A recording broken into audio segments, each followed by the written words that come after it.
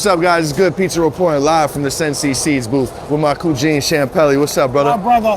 How you Good to doing, see man? you over here, man, on the soil, Pleasure, man. bro. On Pleasure. native soil. Good to be here, man. Over here in Spannabis, Barcelona, 2025. That's right. This is the last Spannabis in Barcelona. They're saying, as far as we know right now at this point, that could all change by the time this video comes out. But, you know, for real. How's your trip so far? Good, bro. Good, bro. I've been smoking and eating my way through this city, man. Checking out all the clubs. It's just been lit, bro. Vibes. Right? This is your first time here, First time here, bro. Well, that's amazing. Good pizza in Barcelona, Champelli, Spannabis, Sensi Seeds, man. We're all up in here and doing it. That's right. That's Big right. Vibes. How did you link up with Sensi Seeds? How did this thing emerge, bro? Like, talk to me about that. What's up about Sensi Seeds? I, as a kid, basically in the early 90s and stuff, when I first started cultivating, which was like the late 80s, but early 90s, I started all high times going through back of the magazine. You could order seeds, you know, and Sensi Seeds was always this iconic brand that's been around for 40 years doing genetics and pushing the culture forward. And their advertising, along with a few others, was always in the back of high times, you know? So they've always been pushing the culture and the seeds, and I was always like, as a kid and an early stoner, was like, oh damn, I could order these seeds and grow them to the United States, have them sent to me and grow them. So I tried ordering some, but I ended up getting a note from like the whole, you know, what was it, customs or something, saying your seeds got, you know, shit got taken, you know, basically confiscated. So back then, you know, things weren't as open and quite as liberated as far as cannabis, even in California in the late 80s and throughout the 80s and early 90s. Yeah. But that was like my first, you know, basically finding out about Sensi Seeds, and now like full circle, you know, 30 years plus later, now we're doing a collab together. So as a kid, seeing them in magazines and seeing them making all these legendary moves with OGs, you know, giants. So we're standing on the shoulders of giants and other people who, you know, kept these genetics going and kept, you know, pushing the culture forward. These guys have been pushing the culture forward for so many years. So for me, it's just an honor to do a collab with them, full circle. I've been doing stuff for 30 plus years. They've been doing stuff for 40 years. It's just a great union of just, you know, forces of us doing our thing together. So it's been pretty dope, man. So it's good, you know, good family vibes. You know, a common theme I've been seeing, if you stay in the game long enough, you will have those full circle moments. I mean, this guy got his seeds clipped back in the fucking 80s, 90s on his first order with Sensi Seeds. 30 years later, he's got his collab with Sensi Seeds. Like, that's ill, bro. Congratulations. That's dope. That's dope. That's super, you know, and it's one of those things like, you know, this culture in general has always just been part of what I do, you know, everything is just growing, fucking doing clothing, whatever it is, music. It's just like, it's what I know. So it just is like an organic thing that came together, you know what I mean? I'm just trying to manifest more good stuff, and it's just like it works in layers. It all starts clicking together, you know what I mean? Coming together, so it does, bro. Just letting it all flow organically. Well, you do it well, my friend. Thank you, my brother. I appreciate it. Likewise. Thanks for the time, G. Looking forward, yes, You already know. Yes, thank you, man. Stay tuned for more Champelli. Good pizza. You already know. Big vibes.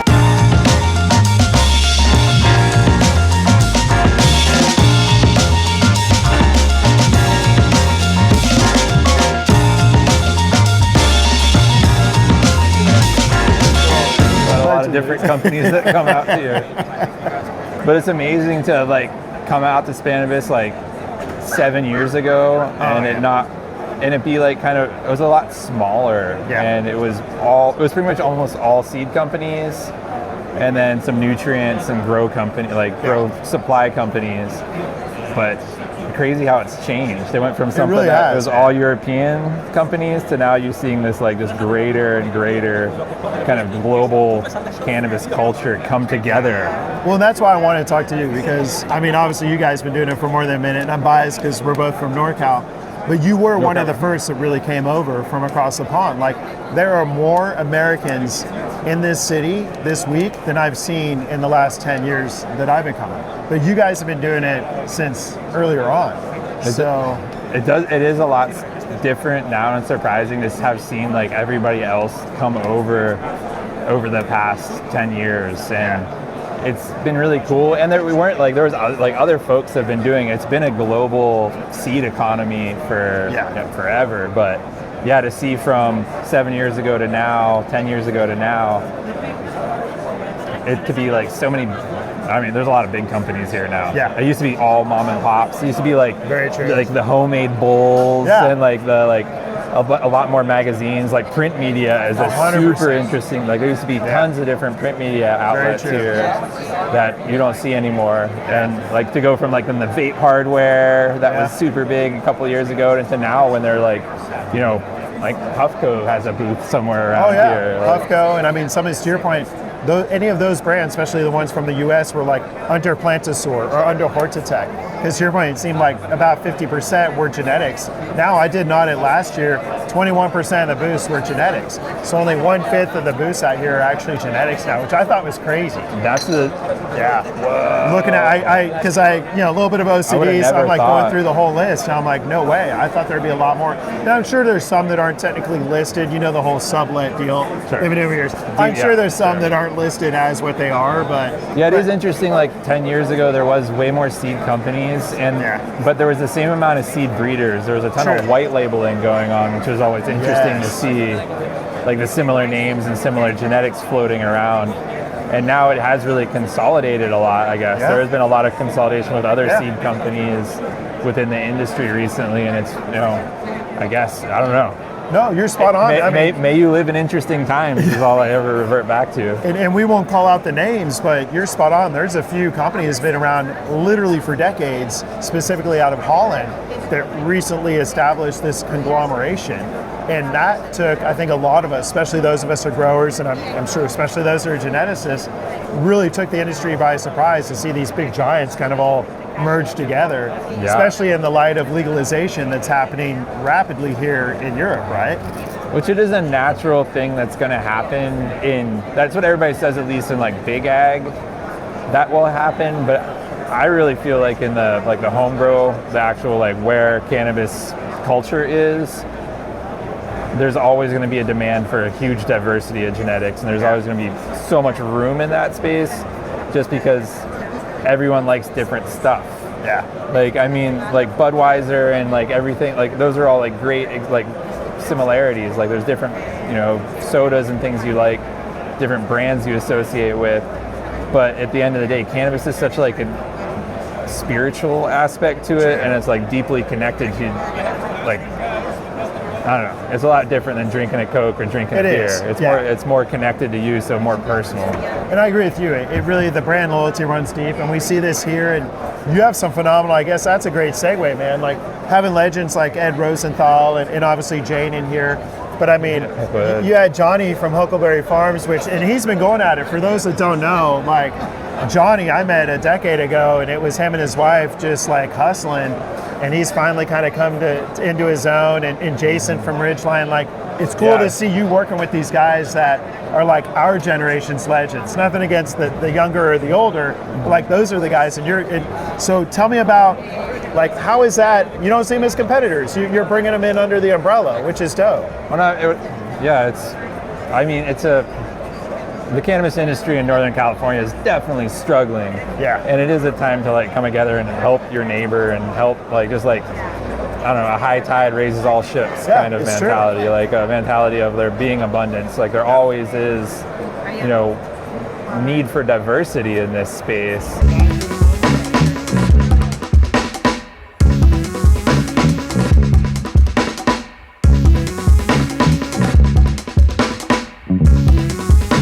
What is up here at Spannabis 21?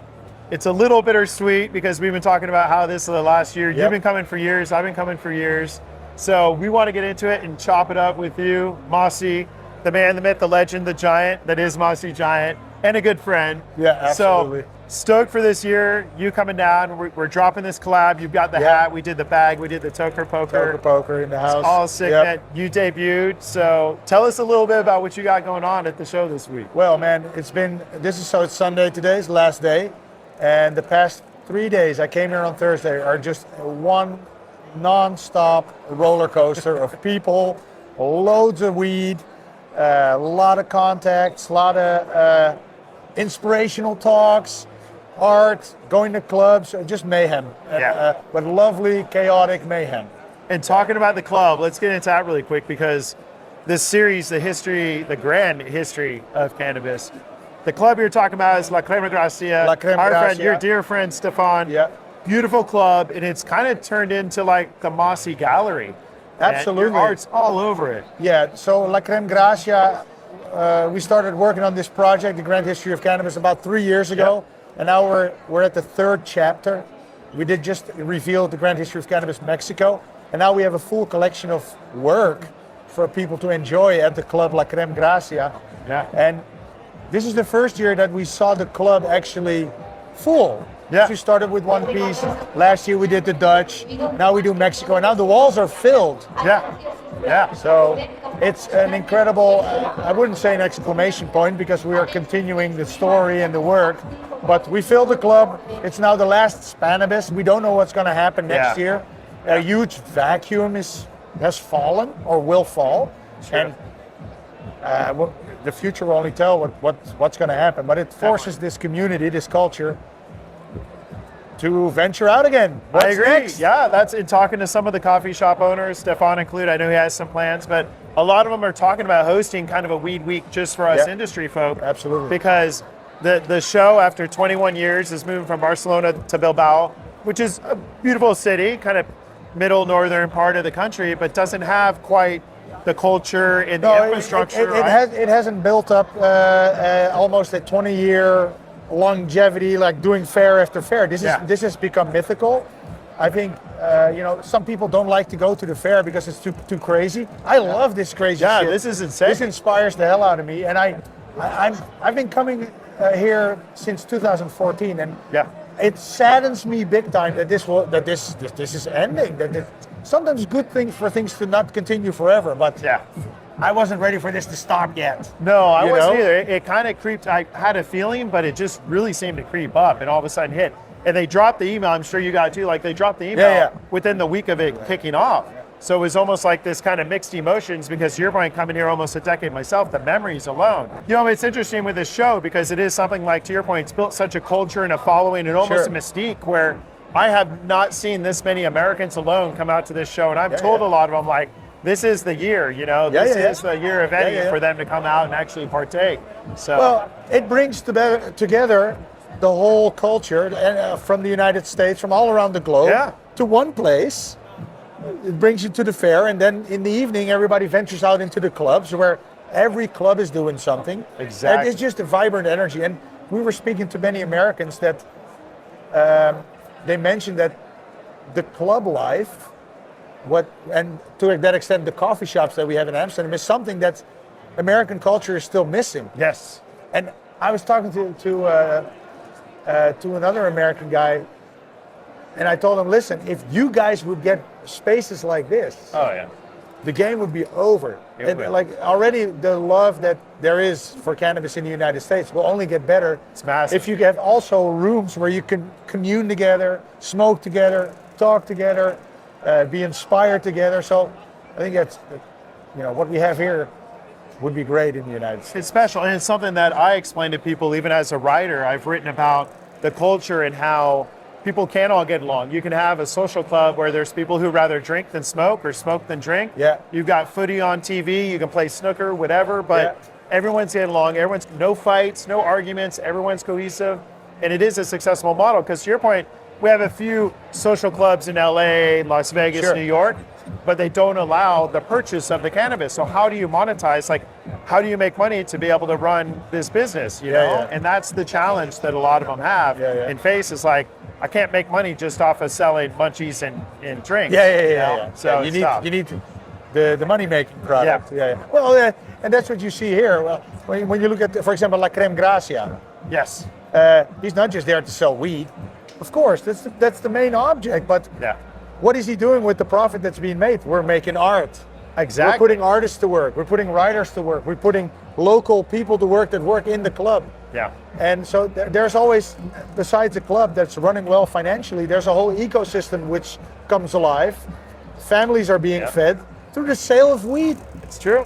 And that's a good segue. So talking about that, you just had this big debut. Yes. You've obviously done a book on the Netherlands, which is phenomenal. I got that one from you last year. Yep. Tell us about the latest drop that you just did. So yesterday evening at La Creme Gracia, we unveiled the next chapter of the grand history of cannabis. After we did the Dutch, we now did Mexico. It's awesome.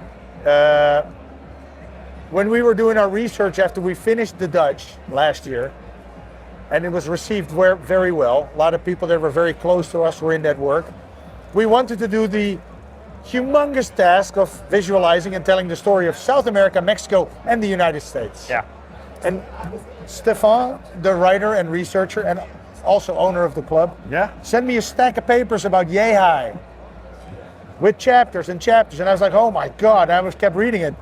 And a big part of the stack was talking about Mexico. Yeah.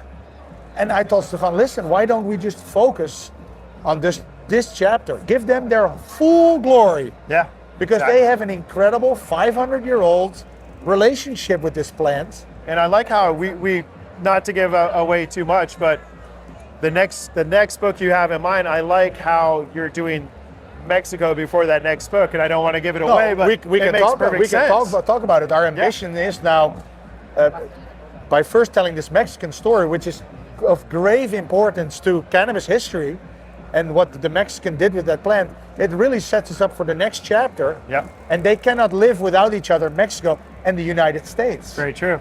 Very popular cannabis culture, not just cannabis culture, all pop culture basically comes from the United States. It has a huge influence around the world. Yeah. Let's focus on this cannabis culture. But first we have to do Mexico. Yeah. They have to get their props. Later this year we'll have the book available. We have prints coming out soon, limited edition prints. And with the products we make and the sales of the cannabis, the profits made in the club, we all invested back into this project. It's great. To be able to tell these stories, these histories of these cultures, and make the cannabis consumer, the grower, the patient, proud of their history. Exactly. And everyone that it should not be something, if you're a smoker or a patient, to be ashamed of or to be stigmatized. Exactly. It's been part of human history for thousands of years. This plant has been an ally of us, helping us, whether it's industrial uses or medicinal uses. Yep. And only in the last 100 years or so, we said, well, no, it's illegal, it's bad. Yeah. And we're it started way back with Napoleon, to be candid, but the modern war on drugs really is at the fault of the U.S., which we know, and that really encouraged a lot of the Commonwealth countries. Over the back of Mexico. Yeah.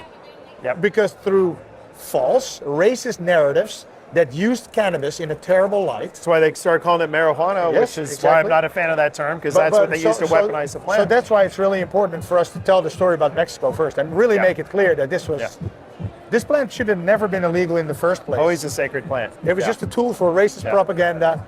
And so I can't wait to do the United States. Yeah. It's going to be challenging, but worth it. It'll be really worth it. And not to do too much of a plug here, but we just did a artist showcase with you. Yeah. So Grovebag's Artist Showcase series, if you get a chance to check that out, we did a wonderful video where Mossy actually walked us through this mural that he did, this artist rendering of the history of Mexico, which is what is so incredible. And meeting the people that go to the club that told me, Lance, I just got high and I sat down in that club and I looked at this one for 3 hours, I looked at that one for an hour, and I looked at that one for 2 hours. Like, your art affects so many people, and it's all perception, right? I mean, everyone takes it in a different way, which I think is so cool. And it's made for the stone mind, There's lots of detail, lots of narrative, lots of story.